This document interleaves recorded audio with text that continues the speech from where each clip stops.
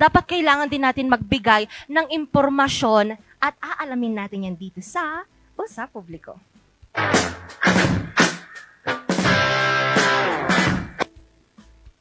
Ayan. At kasama natin ngayong umaga ang nag-iisang si Attorney EJ Tabangin Kapuyan, ang regional. Hindi mo alam. Hindi, ang COMELEC regional dito sa ating Cordillera. Hello, good morning, Attorney. Good morning, Attorney. Good morning, Miss Angel. Good morning, Mr. Ron. Good morning po sa lahat ng nanonood ng Regional News Group Luzon. Kahit umuulan at malamig, mainit pa rin po rito sa studio. Kamusta po ang morning natin, Attorney? Okay naman po. At kahit tayo ay naghihintay ng decision ng Supreme Court kung kailan magkakaroon ng eleksyon, syempre, tuloy-tuloy pa rin ang preparasyon natin para sa barangay and SK elections at kung matutuloy man ito sa December 1, 2025. Ayun, Attorney, since nabanggit nga natin yung election, ang topic natin ngayon is vote buying. So, Attorney, ano po itong itinuturing natin dito sa Pilipinas na vote buying ayon sa batas po? Ngayon, ang vote buying po ay, syempre, is an election offense. Ito po, dalawa ang offenders nito. Pagka may nagbigay sa inyo at kapalit yan ng boto. So, ang unang offender is the one who buys votes. And the second is the one who sells votes. So, dalawa ang offenders dito. Pero, pwede naman na mag-prosecute tayo ng vote buyer. Pwede naman yun. So, ang gawin lang po ay sundin ang nasa Republic Act 6646, which is the Electoral Reforms Law of 1987. So, Section 28 nakalagay po doon, they have to execute affidavits na they witnessed itong vote buying incident or ito po ay nakatanggap sila mismo at sila ang mag-execute ng affidavit. Attorney, ano po ba ang pinagkaiba ng bumibili ka ng boto at nagbebenta ka ng boto? Kapag bumibili ka ng boto, ano yan, you're giving something kapalit nung pero ng pag-vote sa'yo. So, you're buying it. Pagka naman, ano yung isang tanong mo? Vote buying at saka bumibili at nagbebenta. Yes po.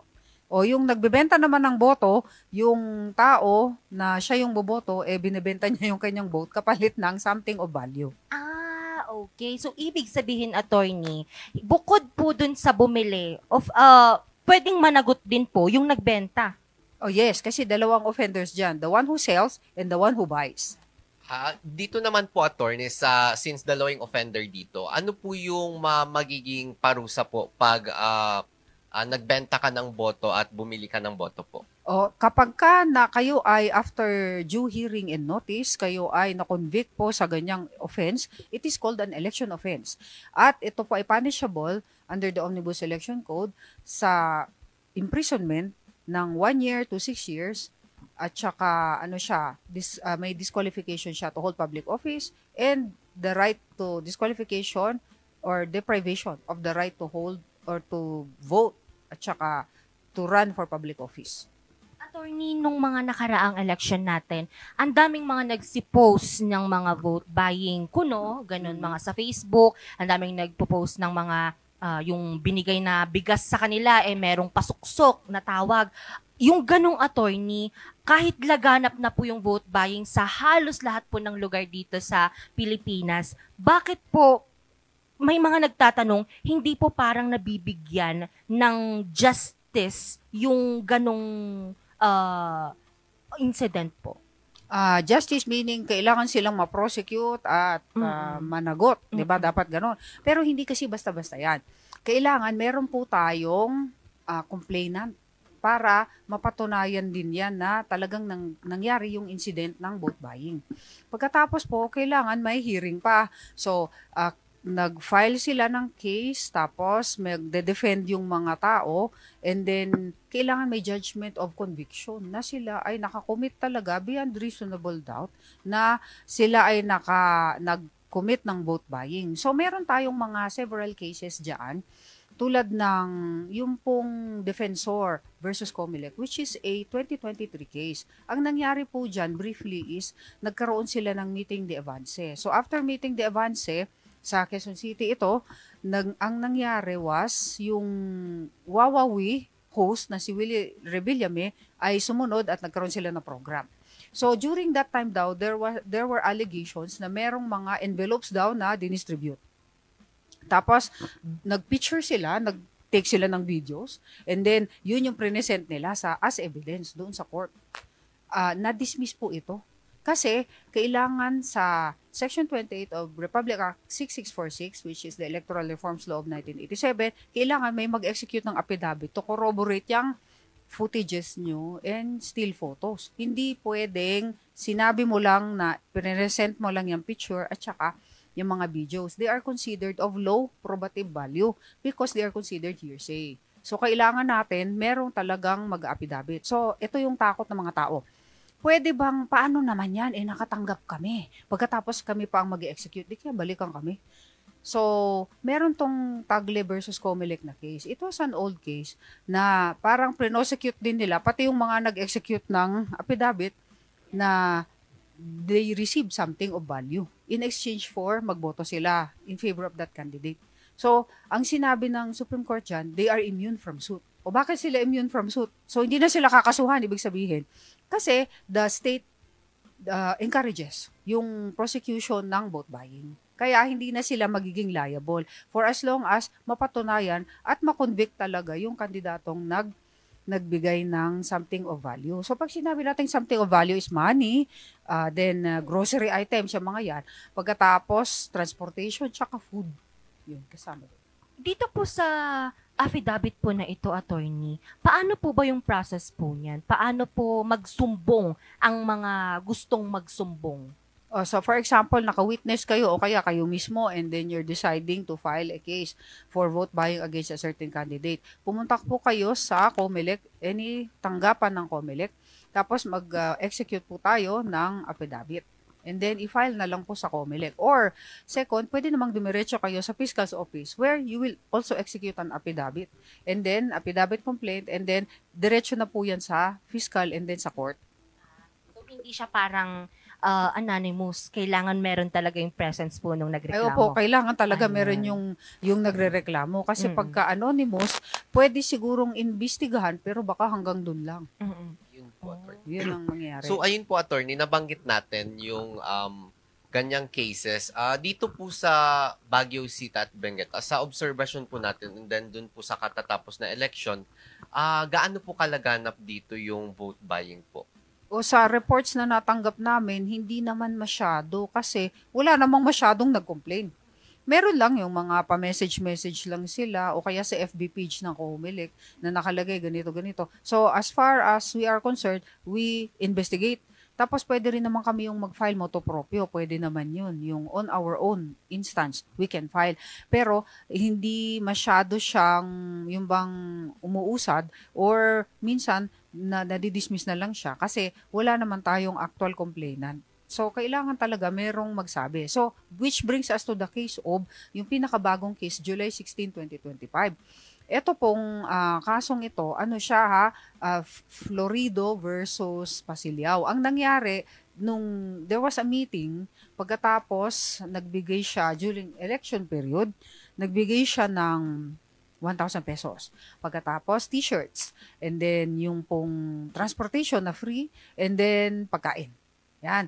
May nag-execute ng mga affidavit dito. Akalain nyo, kahit ba natalo siya, talagang dinicide ng Supreme Court at sinabing liable siya for vote buying. Balik po naman po tayo, attorney, sa affidavit. Dito po ba, attorney, sa affidavit na ito, kailangan po ba marami pong magrereklamo or uusad pa rin po yung kaso kahit iisa lang po ang nagreklamo? Uusad pa rin yan, basta may isa kang complainant. O kaya, yung isang complainant mo, at least one complainant represents 20% of the registered voters in a precinct kung saan nangyari yung vote buying. Is already sufficient.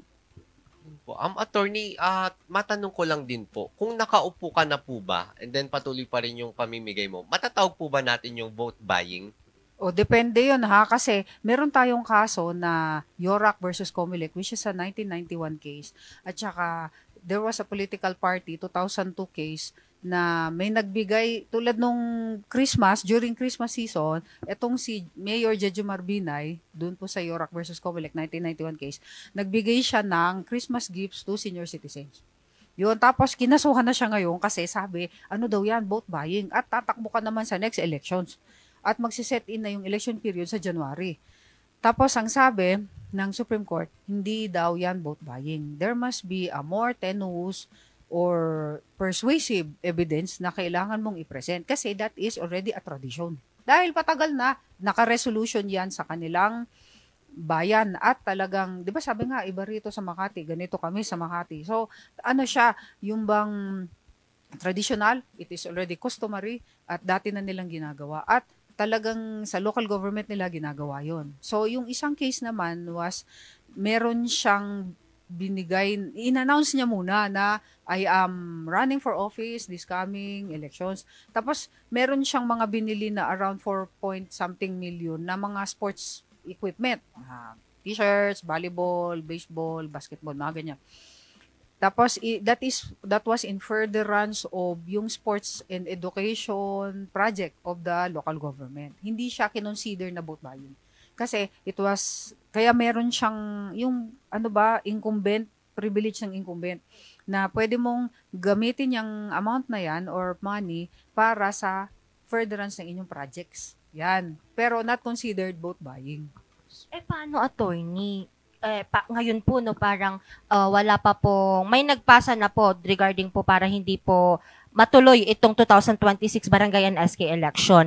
And kapag may mga nangyari ng example lang po, attorney, no, may mga nagbigay na mayroon ng vote buying na lumalaganap ngayon, pero wala pa namang nagsasabi na matutuloy ngayon taon yung Barangay and SK election, makukonsider pa rin po ba, attorney, na vote buying ito?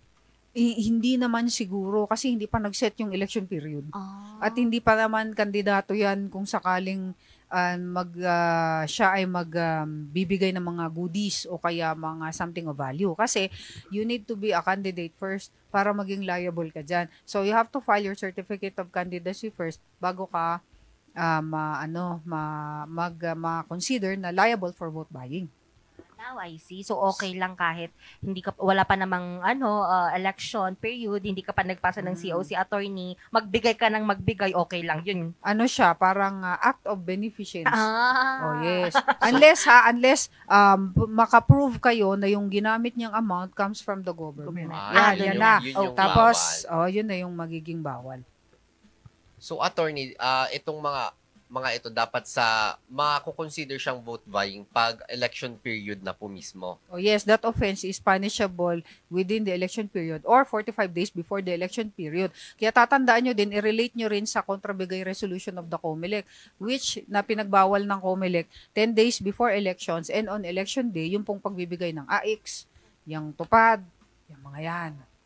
Ano naman po ang parusang kakaharapin ng dalawang kapag nalaman pong involved po yung voters and of course yung kandidato sa vote buying? Po, syempre 1 year to 6 years imprisonment and deprivation to hold public office at saka you cannot even vote for that period of imprisonment. Hindi na po siya pwedeng tumakbo, attorney, yung kandidato? Pwedeng tumakbo ulit yan pag na-serve na niya yung kanyang sentence. Kasi hindi naman perpetual special disqualification yan. That is only sa principal penalty which is 1 year to 6 years. So, attorney, sa mga gantong cases, ano naman po siguro yung may papayo natin sa mga botante? Especially, meron tayong paparating na SK and barangay election po. O syempre, ang payo po natin dyan, don't ever sell your vote. Syempre, kailangan mag-vote ka according to what you believe is right. Kasi yan naman talaga ang principle ng democracy, di ba? You have to vote for the person who will represent you para yung aspirations nyo, yun yung matupad para sa bayan natin. Thank you so much, attorney. Yes. I hope na itong hindi siya actually kasya yung oras na to para pag-usapan talaga itong vote buying kasi sobrang nakakasad lang na ang daming mga Pilipino, marami talagang aminado na nakakatanggap sila. And ang rason na lang nila, attorney, na naririnig ko, alam pa ba nung binoto ko kung binoto ko siya or hindi. And yun yung nakakasad kasi nakakagawian na ng lahat.